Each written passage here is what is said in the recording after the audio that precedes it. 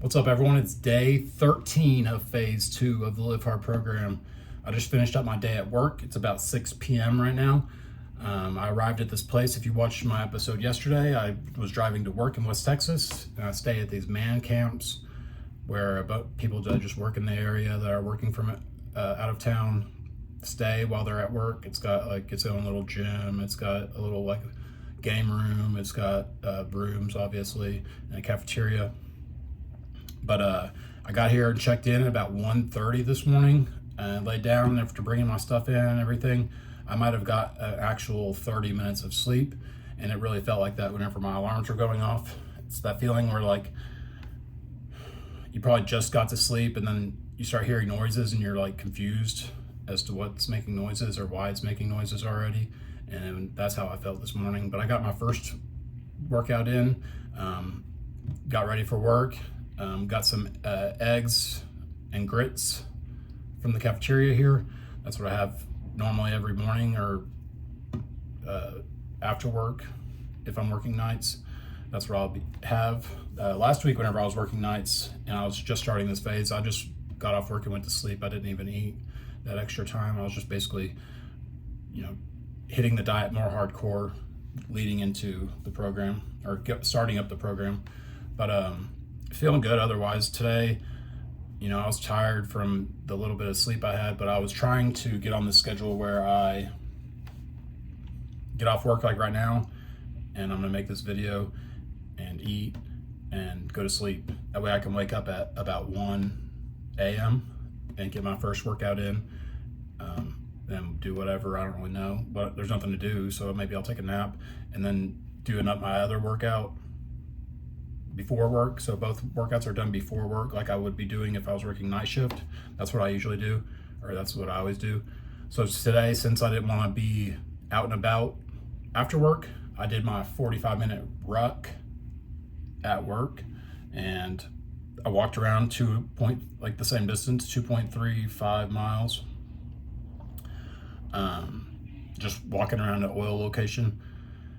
It was nice whenever I did it this morning. It was about 10 a.m., maybe like 80 degrees and windy. Right now it's like 95 degrees and really windy. So I'm glad I'm not out there walking in the dust, because it'd be literally blowing in my face. Because right where I walk is right behind my room right here. And it doesn't look pleasant. So I'm glad I got that over with and basically ready to, lay down and go to sleep after driving 7 hours yesterday, after dealing with that. And as it turns out, it always seems to work out this way. Whenever I'm done with something, or if I'm sick of it,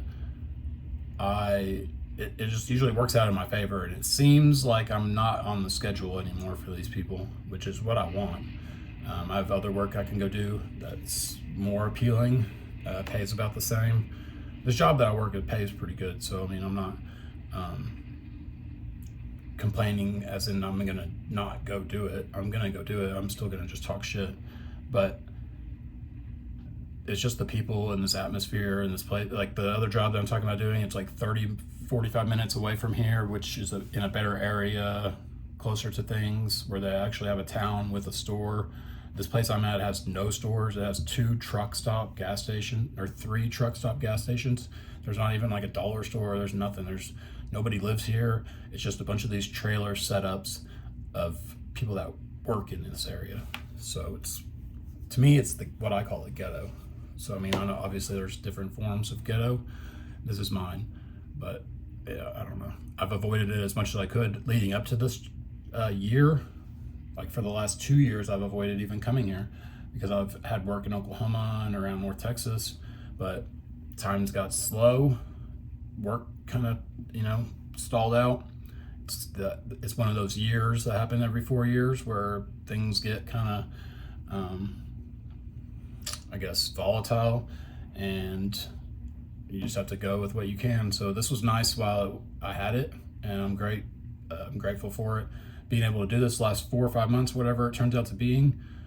But yeah, it seems like the way they have the schedule written, unless they have me put on somewhere where I didn't see, then I'm not on it anymore. Which I'm a contractor. I'm not an employee for the company as it was whenever my name was in there, it was listed as open on the schedule, and that was meaning like it's an open position. I'm just filling it basically as a contractor. But anyways, whatever. That's kind of what my lesson was going to be talked about today, is how even whenever I was doing the 75 hard program back in last September, I was probably 30 days into it, and I literally got fired from my job because I'll just say it, there was people that I was working with. I was the contractor, and there was 2 company employees. Neither one of them were doing their job, and it fell on me because I was the contractor as to why they weren't catching the things that they needed to pick up. There was water being put into the oil in the tanks, and that wasn't being caught because the person that was supposed to be writing down the numbers wasn't writing down the numbers hourly, and it was 4 hours in between getting numbers, and that's enough time for a lot of things to happen that shouldn't. And it wasn't like a dangerous situation or anything, but somebody had to take the accountability for it. I didn't take the accountability for it. I told them it was their fault, but whatever. And it was something I talked about on one of my videos about how I was ready to leave there as it was. I was going to finish that job and never go back to that guy again for work. And it turned out I got released. And then the next day I got a job that paid better and was way less physically laboring, and it worked out even better. So that you can't just assume things are always going to be a certain way, and you can't just rely on how things have been before, unless you're going to look at it as it's always going to work out. Because if you look back on all the times in your life when you were doubting the situation, or you were wondering if you were going to make it through, you are still here right now. So you are undefeated technically. You've made it through all of those situations. And I wasn't necessarily looking at this as a situation that was like gonna bother me, because the way it's bothering me is that I'm here at all for, in general. So getting released from here wouldn't have bothered me. But just one of those things, like whenever you think about something all the time and you can speak it into existence, it really does happen. And it's just kind of like how I talk about this a lot, is whenever I was doing the 75 hard program, whenever it was announced that there was a contest, I told Mackenzie, my daughter, that I was going to win it. When that contest was announced, it was August 26th, 2023. It was a Sunday. May have been 27th. But anyways, it was a Sunday, because the episode was 75 hard versus Andy, and his wife Emily was doing the interview.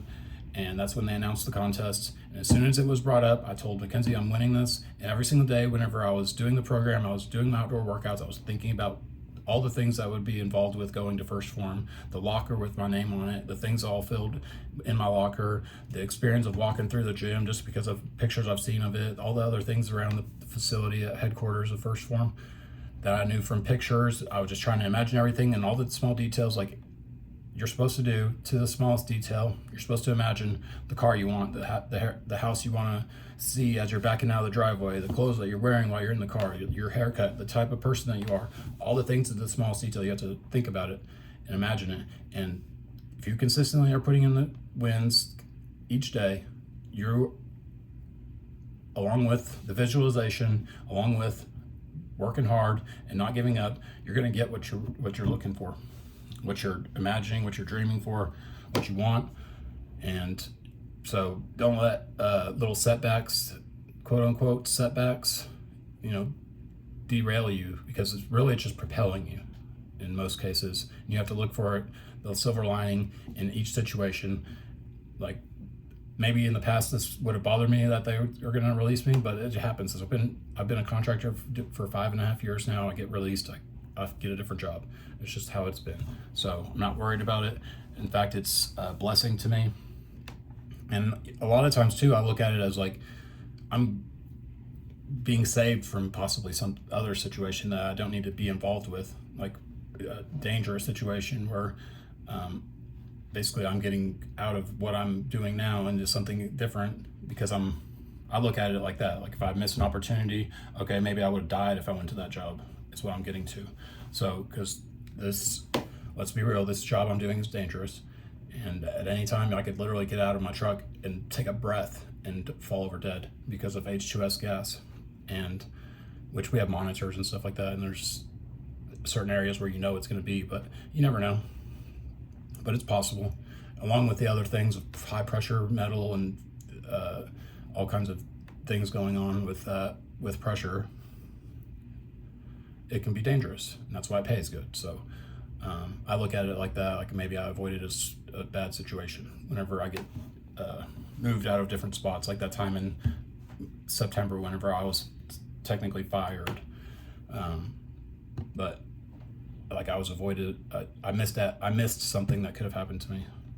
I don't know, I just think about that a lot, I guess, because I'm doing this for more than myself, and that involves thinking about all this involved with what I'm doing it for. I'm doing this all for Mackenzie, and I have to make sure that I'm safe and alive to be able to do this. So I have to think about things, and I see them in a different way, where maybe you don't have a job that's dangerous and you don't have to worry about dying at work or drive. Like a lot of people that die in the oil field are, it happens driving to and from the job site. It's not at the job site.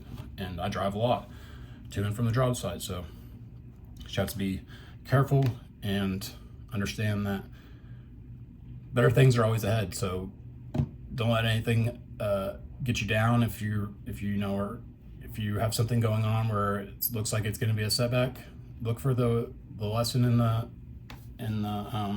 situation and just move on with it. You can't dwell. And it goes to what I was talking about yesterday or the day before. Whenever these times arise and you have a setback or whatever it is, you got to learn from it and move on. You can't let it dwell and unravel you for weeks. You can spend 24 hours, let's say, 2 days, 3 days, whatever. Not weeks, not months, not any longer than that. So you have to be able to understand it's not up to you. What your plan is not the plan. So whenever things change, understand that there's a reason. And that's all I got for today. It's 6 o'clock. I'm gonna eat and try to go to sleep so I can get up at 1 a.m. I haven't been wanting to do this since I've been doing the day shift, but I don't ever fall asleep in time. And then it's like 10 and I'm trying to fall asleep still, so I'm not gonna wake up at 1. If I go to sleep at 10, I'll end up getting up at 3:30 and trying that again. Tomorrow's supposed to be nice, like 80, but probably really windy. So if I have to do my 45-minute workout outdoors at work, I probably will, but I'm gonna try and get them done before work. That way I can get off work, go to sleep, and not have to do it at work, because I have work stuff to do also, or nothing. Sometimes I just want to sit there and not get on a 45-pound or 40-pound bag out and walk. But anyways, I'll let you know what I do tomorrow whenever I just get it done. Peace.